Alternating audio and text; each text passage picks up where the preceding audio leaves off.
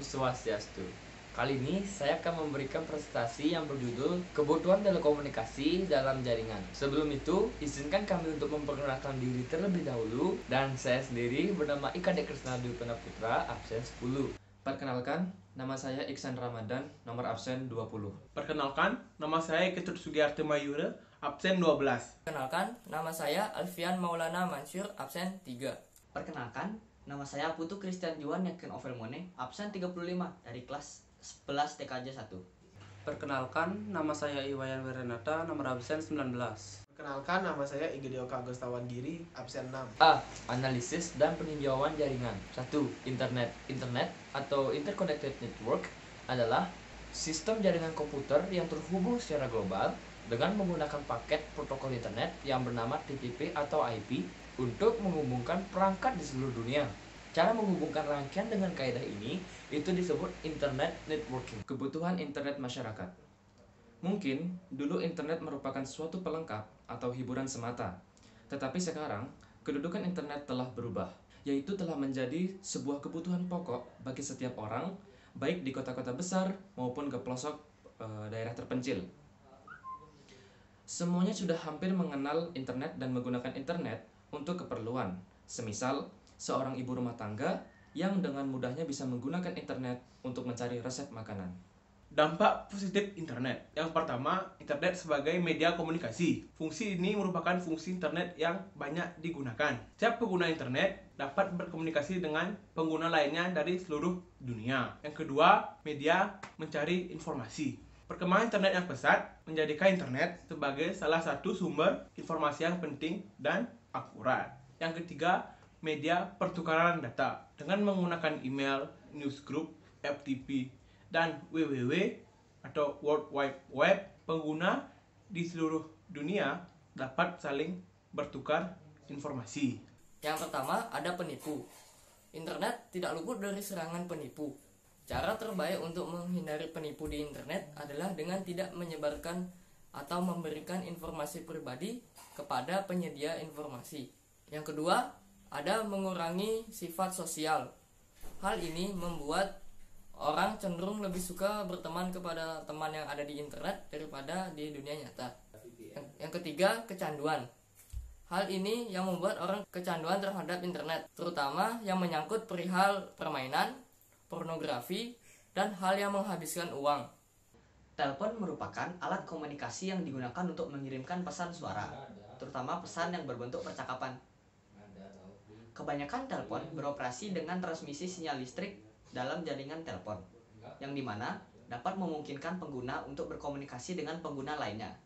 Saat ini, telepon genggam sudah menjadi hal yang tak terpisahkan dari kita. Tak peduli tingkat ekonomi maupun usia, telepon genggam sudah menjadi suatu kewajiban untuk dimiliki.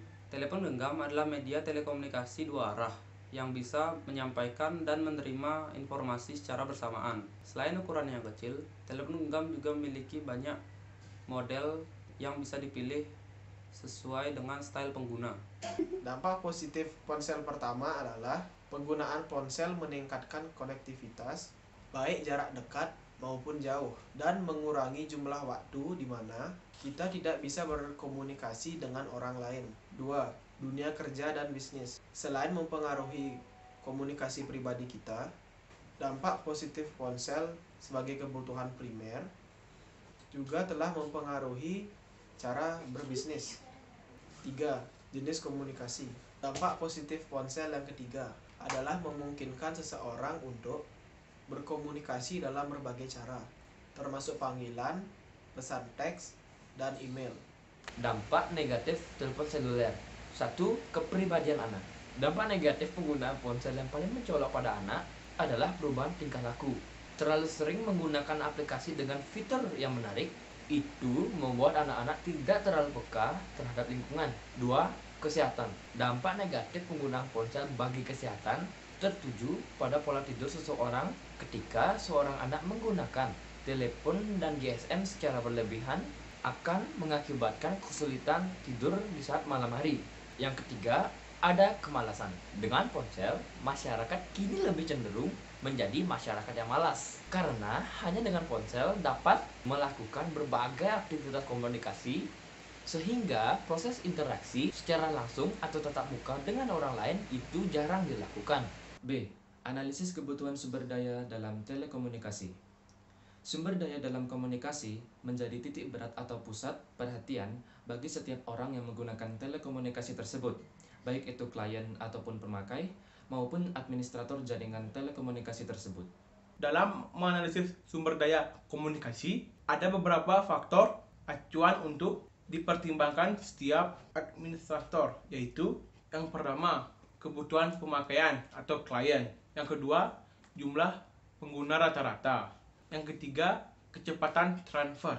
Yang keempat, biaya operasional. Jika kebutuhan pemakaian sangat banyak, maka sumber daya telekomunikasi tersebut harus ditingkatkan juga. Begitu juga faktor lainnya. C. Analisis kebutuhan perangkat pada telekomunikasi. Yang pertama, ada wireline atau berkabel. Wireline adalah sumber daya yang bisa digunakan secara berkabel ataupun tidak menggunakan kabel untuk bertukar informasi. Kabel yang biasa digunakan berikut adalah contoh kabel yang bisa digunakan untuk sharing atau bertukar informasi. Di antaranya, 1. Kabel koaksial. Kabel koaksial adalah kabel yang memiliki dua konduktor yang solid terbuat dari tembaga. Kemudian dilapisi lapisan isolator. Kabel koaksial memiliki harga yang lebih murah dari kabel fiber optik. Kabel koaksial memiliki transmisi data yang cukup cepat, walau ada keterbatasan dalam pengiriman jumlah data. Yang kedua, ada kabel twisted pair. Kabel twisted pair merupakan bentuk model dari sebuah kabel yang dimana dua konduktornya digabungkan dengan tujuan mengurangi atau bahkan meniadakan adanya gangguan elektromagnetik dari luar. Kabel ini dibedakan menjadi dua, yaitu kabel UTP dan kabel STP. Yang ketiga, ada kabel serat optik. Kabel serat optik adalah sebuah jenis kabel yang diperuntukkan untuk media transmisi searah, guna kepentingan perpindahan arus data dalam dunia jaringan komputer. Kelebihan kabel FO. 2. Transmisi data dari 10 sampai dengan 100 megabit per second. 2. Delay atau waktu koneksi antar komputer cepat. 3. Transmisi data berjalan dengan lancar. 4. Biaya peralatan yang terjangkau. Kelemahan kabel FO. Waktu untuk instalasinya lama. Kedua, sulit untuk berpindah tempat. 3. Membutuhkan biaya perawatan yang tinggi. Dan yang keempat, penggunaannya terbatas pada satu tempat yang terjangkau kabel. Kelemahan kabel FO. Pertama, penggunaan terbatas pada satu tempat. 2.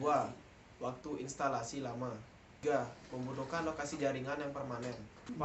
Membutuhkan biaya perawatan rutin. 5. Sulit untuk berpindah tempat. 2. Wireless tanpa kabel.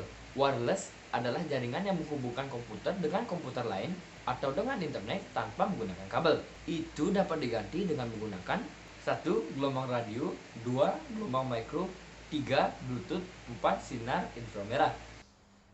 Selanjutnya adalah kelebihan. Untuk kelebihan sendiri terbagi menjadi 3, yaitu mobilitas, kecepatan instalasi, dan fleksibilitas tempat. Untuk mobilitas sendiri, pengertiannya adalah jaringan nirkabel menyediakan pengaksesan secara real time kepada pengguna jaringan di mana saja selama berada dalam batas aksesnya. Selanjutnya adalah kecepatan instalasi. Proses instalasi jaringan ini relatif lebih mudah dan cepat karena tidak membutuhkan kabel yang harus dipasang sebagai penghubung. Kemudian ada fleksibilitas tempat. Jaringan nirkabel atau wireless sangat fleksibel terhadap tempat, berbeda dengan jaringan kabel yang tidak mungkin untuk dipasang tanpa kabel. Kekurangan transmisi data hanya 1-2 Mbps yang jumlahnya jauh lebih rendah bila dibandingkan dengan jaringan yang menggunakan kabel. Yang kedua, transmisi data dari komputer yang berbeda dapat mengganggu satu sama lainnya. Yang ketiga, adanya masalah propagasi radio seperti terhalang, terpantul, dan banyak sumber interferensi.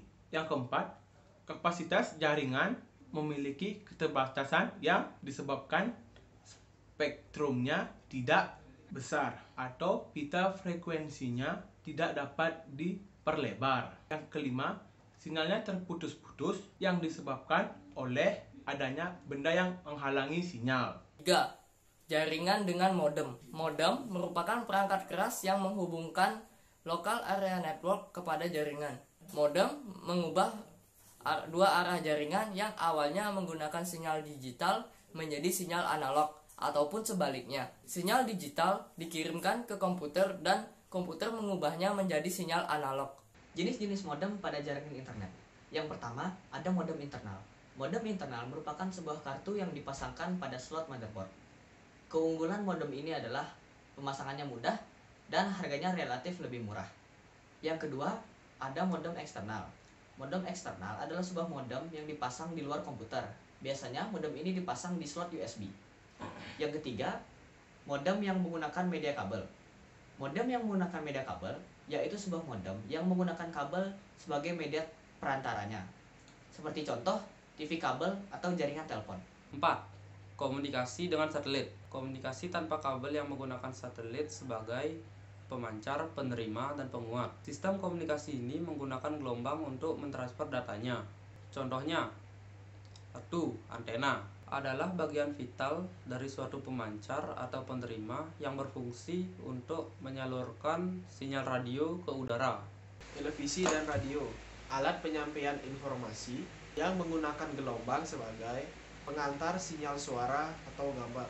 Komunikasi seluler menggunakan transmisi audio untuk mengirimkan sinyal informasi. 3. VSAT adalah stasiun penerima sinyal dari satelit dengan antena. Penerima berbentuk piringan dengan diameter kurang dari 3 meter. Fungsi utama VSAT adalah untuk menerima dan mengirim data ke satelit. Satelit berfungsi sebagai penerus sinyal untuk dikirimkan ke titik lainnya di atas bumi. Jadi, dapat disimpulkan, perkembangan teknologi pada saat ini itu sangat pesat sekali, terutama teknologi di bidang informasi dan komunikasi, baik dari sisi kecepatan maupun kemudahan masyarakat dalam mengakses informasi yang dibutuhkan juga semakin berkembang. Dan mohon maaf jika ada kesalahan kata yang kami ucapkan. Sekian, terima kasih.